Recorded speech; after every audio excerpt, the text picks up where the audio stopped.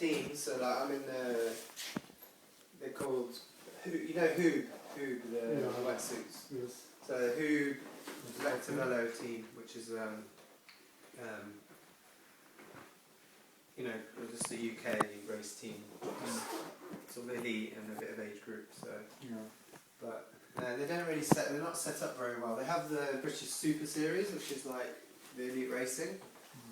It has decent money, but it's not really a team structure. They don't have a league or anything, and they have like an overall prize for the winner of that, but there's no teams really. It's a shame because they could do some good races, but especially with all Great Britain has very good triathletes. Exactly, yeah. But what people do is they go to France and race for those teams. So like Alistair Brownlee, I think he gets something like 15,000 or 10,000 a race every time just to turn up. He doesn't have to win, he doesn't have to do anything. Okay. He just has to turn up and race for them, which is pretty good. Well, so you are a pro triathlete actually, right? Full time, yeah. Full pro means you get paid, doesn't it, really? Well, that would have been my question. Do you get paid for it? Or if it's full time, how do you get paid? That's the do you earn money? difficulty with it. That's why it's so up and down.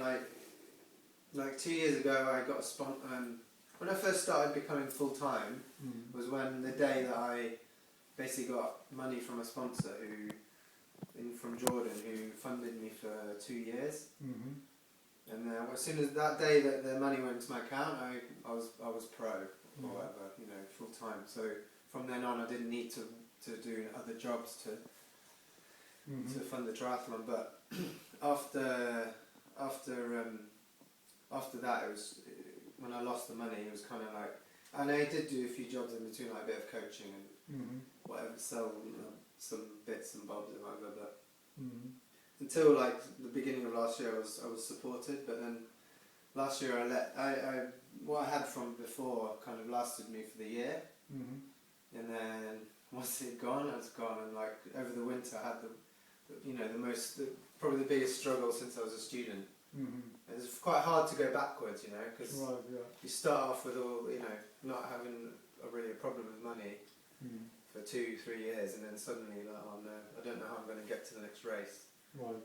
I don't know how I'm going to pay the bill to stay in the house, kind of thing. So it's been up and down, but it's and it affects your it's not like a job in that you sign a contract and you get paid for however long you work. You have to go out and find it and get the money yourself, or win it, obviously. Which is not easy, of course. No, exactly. So in that respect, it's like. And it's not, even if you win, it's not a lot that you get paid. No, it doesn't pay for like the 6 months that you've done for that race, or whatever it is, or the 6 months that you did over winter where you didn't earn anything. But if you're winning money every 2 weekends, then it does add up. And some of the top guys make a lot of money. They make enough money to have a life and to have a house and a car and a dog and a wife and whatever, In that order. My car, a dog, and a wife. Well, the guy that I told you about, he's got all that now, and so it can be done. But he went to the Olympics, so he has gone a long way in the sport to get to that level. So do you think? How old are you now? I'm 27. 27. Do you think that if you focus 100% on triathlon, and probably you are, you are full time. Yeah, it is 100%. Definitely. But if you did there's still other ways. I still have to do things like I was coaching at the start of the year, which it didn't really work out. But I was going to start doing that, and give a bit more time to that, so I could earn some money, so I could carry on. But to be honest, coaching is the way I'll go after when 2016's done. Like if I make it or if I don't, I think I'm going to be finished and I'm going to be trying to coach, because I think to be honest, I get more pleasure out of coaching than I do racing, doing well myself. Like the satisfaction of helping somebody else almost is better than winning myself. But no, I do enjoy it, and I'm young now, so the coaching can be done any time. But the sport has to be done now, so I have to just choose that. Good. There's been a lot of points in the last couple of years where I thought, I might just do it. might just go to coaching. Yeah. So I've got a few friends around the world who've got companies now and had jobs and everything, and with their coaching. And Yeah. it's not like a big money thing, it's just what I enjoy, so. Yeah. Yeah, that's true. I mean, I'm of course an amateur. I just started a few years ago with doing something at all. Yeah. But when I talk to people who don't do any sports at all or don't do triathlons, I feel like, you know, I enjoy telling them about it. I know you mean. So I saw your blog. On your blog, you did some things about the testing, the lactic acid testing. Yes. Yeah. I did that before. I mean, last year I did my first and only Ironman race. Yeah. In Which Hungary. one? And it is in Hungary. It's not. I don't think it's an official Ironman. It's called actually Extrememan, so it's not the Ironman brand. But it's distance. It's that distance, yes.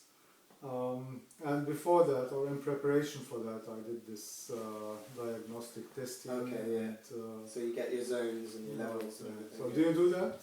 I have done, yeah. I did quite a lot when I was on the British program. I did a lot, and but obviously, like when I stopped being funded, you've got to stop paying yourself. So when you're in a program, you don't realise how much you actually get. So I had physio and massage and not just massage, but physio and testing and coaching and facilities. Everything was just there for you. And when you don't have it, you know, actually, there's a lot of money that goes into all that. And, you know, but yeah, I paid for it once just because I had a coach who wanted me to do it, so I just paid for it from my budget from the Jordanian sponsor. Yeah. But to be honest, I've been doing it long enough now that you kind of know what you should be doing and what speeds and you know. So how often did you do it? I probably did it about 5-6 times in my life. Obviously more as a kid, and then once. The last time I did one was probably 2011. Just to work out my run threshold time. Yeah. So lactate threshold times and stuff.